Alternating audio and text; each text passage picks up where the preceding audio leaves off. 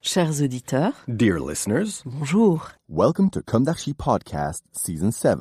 Saison 7, dans le monde fascinant des architectes. And in the architectural projects. Je suis Anne-Charlotte Deponte, passionnée d'architecture et docteur des universités en histoire de l'archi. I am one of the spokespersons of Anne-Charlotte, who is a PhD in architecture history. Merci Thank you d'être avec moi aujourd'hui. to be with us today. Et And maintenant, now, lundi en français, place au talent. and Wednesday, let's talk projects. In English, of course. Bienvenue dans Comme d'Archi. Chers auditeurs, bonjour. Bienvenue dans ce numéro spot inédit de Comme d'Archi que je dédie à Gabi. Construire sur l'instable, dunes, collines, tours, 3 manières d'habiter San Francisco.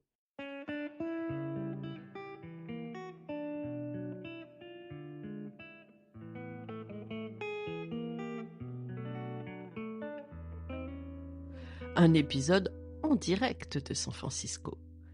Au moment où il est diffusé, je suis sur le point de rentrer à Paris.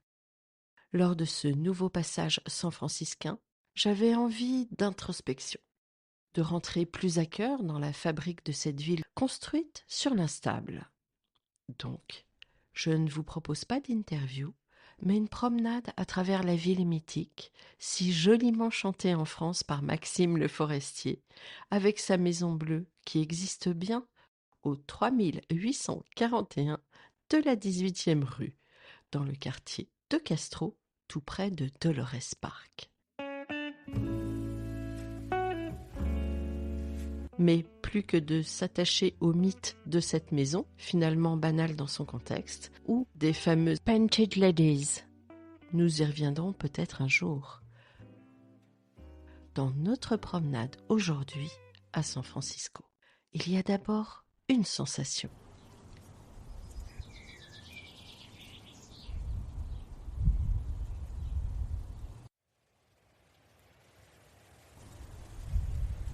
Le vent, le froid, parfois inattendu, et puis ce sol qui n'est jamais tout à fait stable. Je marche et déjà la ville se dérobe un peu. Je monte, je descends, ça résiste, rien n'est complètement horizontal. Très vite, une question s'impose, presque physiquement. Sur quoi je marche ? Ces derniers quelques jours, j'ai traversé San Francisco, d'un bord à l'autre. Des dunes disparues du Sunset, aux pentes de Glen Park, jusqu'au centre, autour de Montgomery. 3 paysages, 3 manières de construire. Mais surtout, 3 manières d'habiter le sol. Car ici, le sol n'est pas un simple support, il est une contrainte, une matière, parfois même un problème. Alors on l'efface, on s'y adapte, ou bien on tente de l'oublier.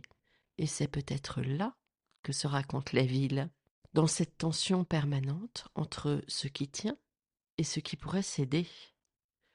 Aujourd'hui, je vous emmène dans une traversée du sable, de la pente et du béton, une traversée pour comprendre au fond comment une ville tient debout. Mais à noter aussi en préambule, la sociologue Sonia Lehmann-Frisch, dans son ouvrage Sociologie de San Francisco, répartit sa recherche en chapitres qui questionnent les représentations ordinaires de la ville, comme par exemple ville des quartiers, ville sur la baie, ville des innovations, ville en croissance, etc. Évidemment, parmi les contrastes les plus saisissants, des pauvres, a priori moins pauvres certes que dans les autres grandes villes états-uniennes, mais des riches considérablement plus riches. La qualité de cette ville, comptant parmi les plus chères des États-Unis, et la difficulté des autochtones modestes à encore se loger. En effet, je cite, « Depuis l'office boom des années 1980, attirant des yuppies, jeunes cadres et entrepreneurs de haut niveau, et le dot-com boom de la fin des années 1990, Jusqu'à la super gentrification des années 2000, San Francisco est aujourd'hui la métropole la plus chère des États-Unis, ce qui pose des problèmes majeurs d'accès au logement et à la propriété. Fin de citation, et souligne Flaminia Palleux dans son article Le paradoxe San Francisco, dans La vie des idées en novembre 2018.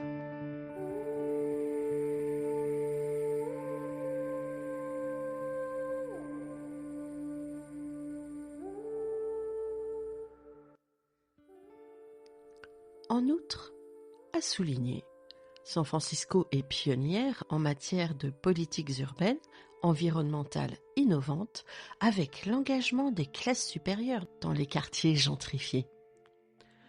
Donc, excite les clichés. Tout n'est pas noir ou blanc.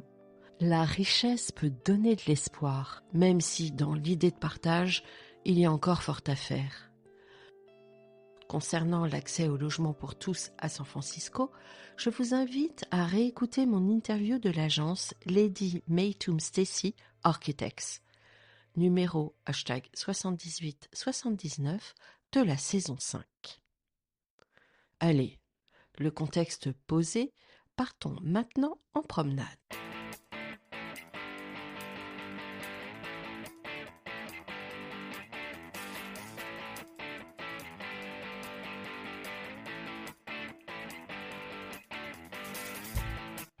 Démarrage à Sunset District.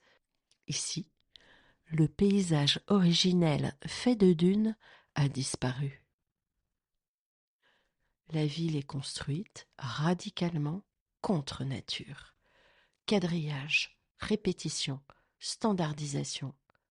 Le grec Hippodamos de Milette a fait des émules, semble-t-il, bien aidé par l'industrialisation des derniers siècles de notre ère. Car oui, le Sunset District connaît une transformation spectaculaire en très peu de temps. À l'origine, il n'avait rien d'un quartier urbain. Vaste étendue de dunes de sable, balayée par les vents du Pacifique. Très peu d'habitations, et à la fin du XIXe siècle seulement, quelques centaines de personnes y vivent, presque aucune infrastructure, décrit comme un désert de sable froid, longtemps resté à l'écart du développement de San Francisco. Mais en l'espace d'environ 50 ans, ce territoire passe de son paysage de dunes jugé inhabitable à un ensemble de quartiers résidentiels entièrement développés. En 1930, la population avoisine les 35 000 habitants, puis 48 000 en 1940. Aujourd'hui, le quartier compte environ 100 000 résidents. Le développement commence lentement à la fin du XIXe siècle donc, notamment grâce à la création du Golden Gate Park, puis l'arrivée de lignes de transport vers Ocean Beach éveille l'intérêt spéculatif de promoteurs immobiliers. C'est surtout après le tremblement de terre de 1906 que le processus s'accélère, avec la construction de petites maisons sur les dunes.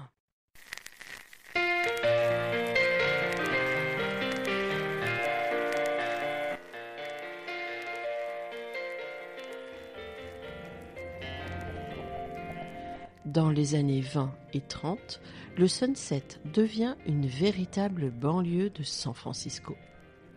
Quelques promoteurs comme Henry Dogger transforment le paysage en construisant des rangées de maisons individuelles, souvent très similaires, avec des façades en stuc, des plans standardisés sur des parcelles étroites.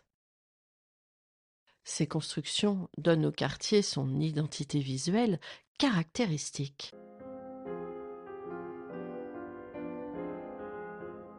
Après la Seconde Guerre mondiale, l'urbanisation se complète avec la disparition des dernières dunes et la construction de nouvelles maisons, et ce pour répondre au baby-boom. Aujourd'hui, le Sunset District est l'un des quartiers les plus peuplés de San Francisco, un tissu résidentiel vaste. un territoire tourné vers l'océan, entre brouillard et lumière du Pacifique. My bonnie lies over the ocean. My bonnie lies over the sea. Ce qui était autrefois un territoire marginal est devenu un élément central de la ville. Pour me rendre à Ocean Beach au début de mon séjour ici, où il faisait exceptionnellement très chaud, je l'ai ressenti. Une ambiance de bord de mer, presque un peu désuète, des enchaînements stylistiques improbables pour une historienne de l'architecture française. Une étude de 2013 intitulée « Constructeur résidentiel du quartier de Sunset », rédigée par Mary Brown, chargée de préservation au service de la ville de SF, nous renseigne. Indiquant que l'on dénombre 9 typologies de bâtiments du Sunset District. Ces typologies se singularisent par des configurations d'entrée distinctes, souvent associées à des époques de construction particulières. Au-delà de ces différences, presque toutes les maisons individuelles partagent un volume de petite taille, un étage au-dessus d'un garage intégré, une ouverture de garage proéminente, souvent profondément en retrait, un toit plat, un parapet orné et un retrait de la cour avant, une porte de service secondaire, souvent située dans l'ouverture en retrait du garage.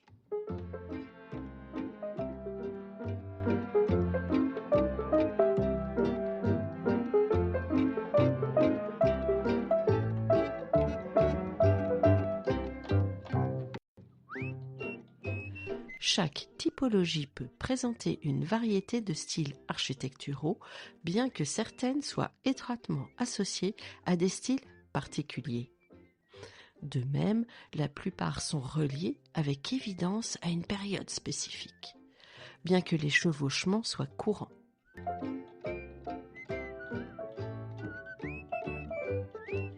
Les façades extérieures des maisons du quartier reflètent ainsi une multitude de conceptions et de styles architecturaux.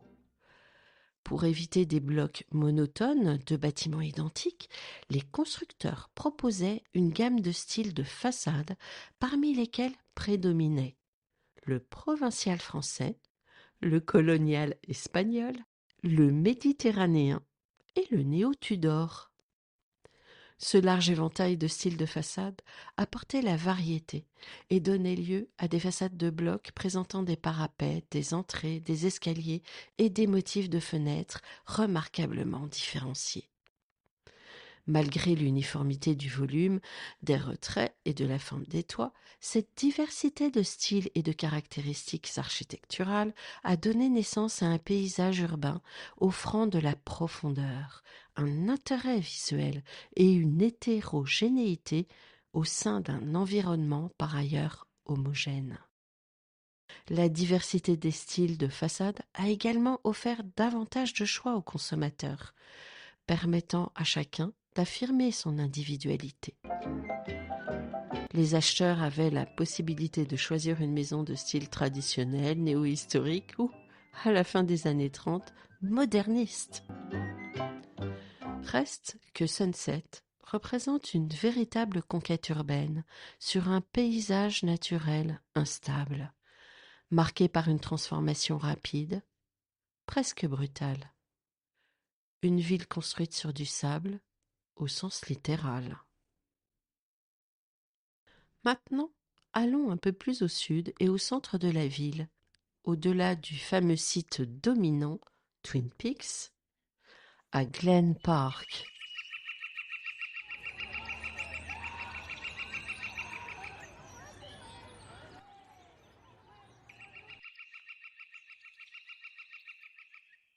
À San Francisco, Glen Park est un quartier que l'on ne comprend pas tout de suite. On y arrive et quelque chose résiste. La ville n'est plus plate. Elle ne se donne plus d'un seul regard. Ici, il faut marcher, monter, descendre, tourner. Et très vite, le corps comprend avant l'œil.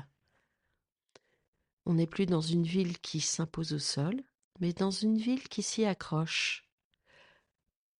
Glen Park s'est construit autour d'un canyon. Un creux, une faille, presque une respiration dans la ville. Et tout autour, les maisons.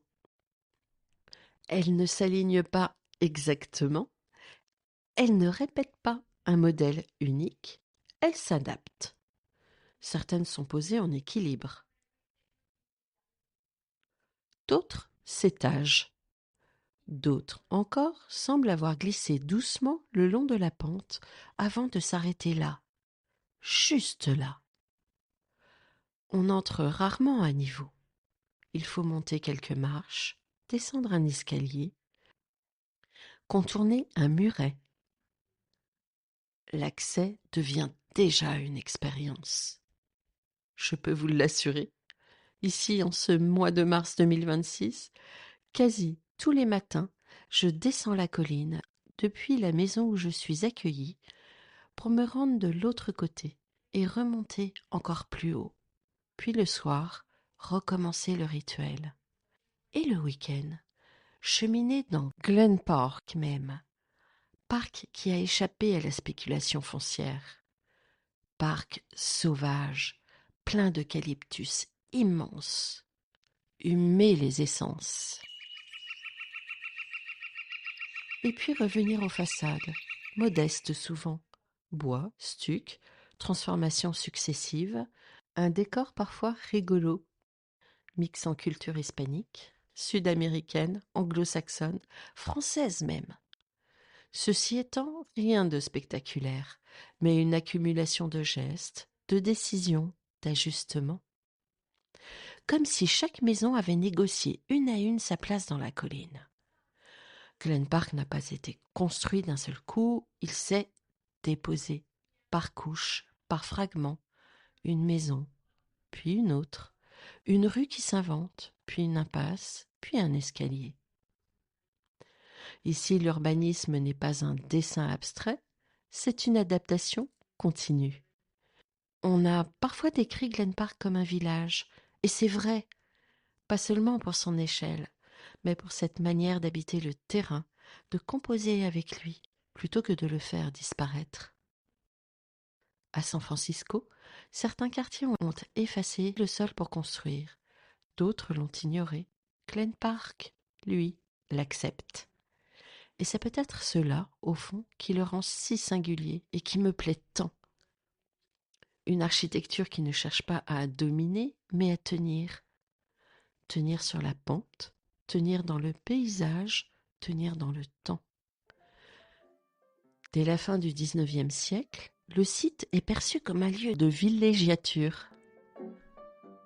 On le surnomme même la Suisse de San Francisco, attirant les citadins en quête de nature et de fraîcheur. Avant d'être un quartier résidentiel, Glen Park est un territoire rural. Ferme laitière, grandes parcelles, peu d'urbanisation.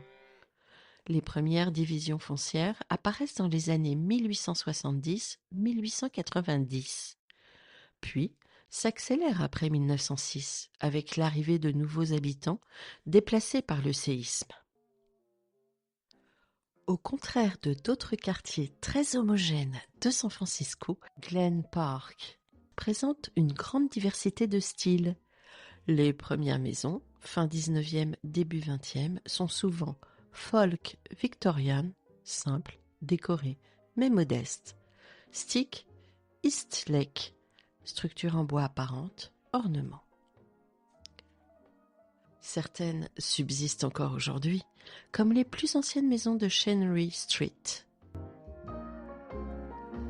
Elles témoignent encore d'un quartier semi-rural, presque artisanal. Avec l'arrivée des infrastructures, eau, gaz, voirie, le quartier se densifie. Petit bungalow californien, maison modeste pour classe moyenne, implantation progressive le long des rues en pente. Dans les années 30, Glen Park reste encore semi-bucolique, avec des maisons dispersées au pied des collines. Les maisons s'adaptent au terrain plutôt que l'inverse. Cette adaptation donne une impression presque alpine, d'où l'image de village encore très présente aujourd'hui. Mais pour comprendre Glen Park, il faut aussi noter le choc introduit par l'infrastructure moderne. La station Glen Park BART, conçue par Ernest Born avec Corlett and Sparkman et inaugurée dans les années 1970. La station constitue un jalon architectural majeur, souvent décrit comme un exemple important de brutalisme régionalisé. Sa présence souligne par contraste le tissu résidentiel plus intime du quartier. Le plan communautaire de Glen Park rappelle d'ailleurs que la réalisation de la station et de ses aménagements a entraîné la disparition d'une partie des maisons et du tissu commercial existant. Glen Park montre une autre idée de la maison à San Francisco. Ni la rangée répétitive de la banlieue plane, ni la villa ostentatoire, mais une maison négociée avec le site. Une maison qui accepte la pente, les seuils compliqués, les vues obliques, la proximité du paysage. Une maison dont la forme dit encore quelque chose du sol sur lequel elle est posée. À Glen Park, la maison n'efface pas le relief, elle l'habite. C'est peut-être ce qui donne au quartier son ton si particulier. Moins un décor urbain qu'une façon de vivre avec la colline.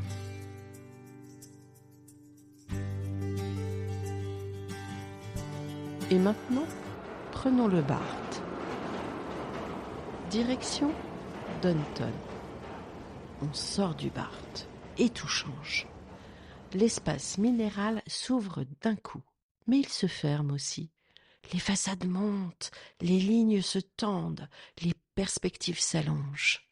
Ici, la ville ne suit plus le sol. Elle s'en détache. La Salesforce Tower apparaît presque immédiatement, lisse, continue, sans aspérité. Elle ne raconte pas le terrain, elle l'efface. Le regard glisse vers le haut. Le corps, lui, reste en bas. Et entre les deux, une distance s'installe. C'est une architecture de puissance, une architecture qui s'abstrait. Le sol n'est plus un problème, il est devenu un point de départ, presque un détail. Mais en marchant, quelque chose se fissure. Des vitrines parfois vides, des étages qui semblent silencieux, des bâtiments entiers en attente. Et puis ce chantier arrêté. Une structure inachevée, comme suspendue dans le temps.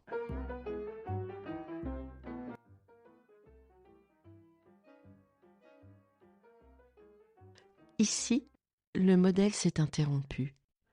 La verticalité, un instant, a perdu sa certitude. Ce n'est pas une ruine ancienne, c'est une strate contemporaine qui se fige. Une architecture du doute. La tour Millennium s'enfonçant enfonce le clou, c'est le cas de le dire. Bon, réparé, mais... Et alors, presque discrètement, autre chose apparaît. Des portes qui s'ouvrent, des halls réactivés, des usages nouveaux dans des enveloppes anciennes. À One Montgomery, l'ancienne banque se transforme. On n'y enferme plus l'argent, on y accueille du public, de la musique, de la vie. Les rez-de-chaussée redeviennent des seuils, des lieux de passage, de rencontres. La ville redescend. Elle revient au niveau du sol, moins spectaculaire peut-être, mais plus proche, plus habitée. Downtown est en train de changer. On ne construit plus seulement vers le haut, on s'attache à transformer, à ouvrir, à réinvestir.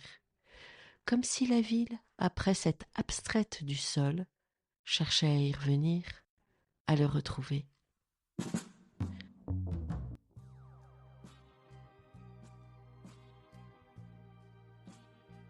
In fine, nos trois paysages se superposent. Le sunset, où l'on a voulu dominer le sol, le stabiliser, le rendre invisible sous la répétition, Glen Park, où l'on compose avec lui, où chaque maison négocie sa place dans la pente. Et Downton, où l'on s'en est détaché, avant de devoir le reconsidérer. 3 manières d'habiter une même instabilité. Car à San Francisco, le sol n'est jamais acquis, on le sait bien. Il est mouvant, incertain, parfois invisible, épisodiquement violent. Et peut-être que c'est cela au fond qui unit ces quartiers. Non pas une forme commune, mais une question commune. Comment tenir ? San Francisco n'est pas une ville posée sur un sol. C'est une ville qui invente, sans cesse, la manière de s'y tenir. Chers auditeurs, merci pour votre écoute. Rendez-vous la semaine prochaine pour d'autres aventures. D'ici là, prenez soin de vous. Au revoir.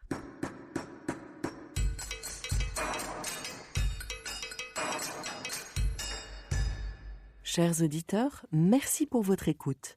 N'oubliez pas de retrouver nos sujets en avant-première sur Instagram à l'adresse @commedarchipodcast.